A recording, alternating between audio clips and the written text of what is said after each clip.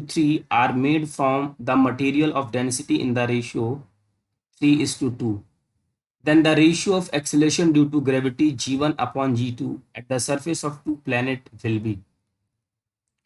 तो बच्चों हमें दिया हुआ है रेडियस का रेशियो r1 अपॉन r2 2/3।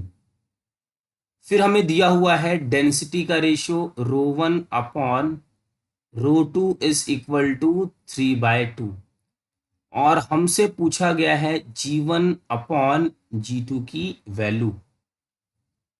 अब यहां से हम g का फॉर्मूला लिखते हैं। जनरल फॉर्मूला होता है gm/r का स्क्वायर। अब हमारे पास मास नहीं है तो मास को हम रिप्लेस कर सकते हैं। डेंसिटी इज इक्वल टू होता है मास अपॉन वॉल्यूम। तो mass is equal to density into volume. यहां से हम डेंसिटी वॉल्यूम का फॉर्मूला होता है 4/3 पाई आर क्यूब।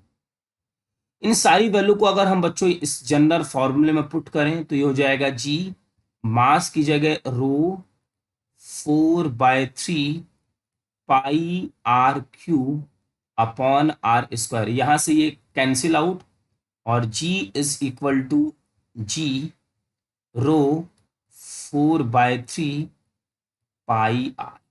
अब बच्चों ये कांस्टेंट है, ये हमारा पूरा पार्ट कांस्टेंट, तो हम लिख सकते हैं g is proportional to rho into are.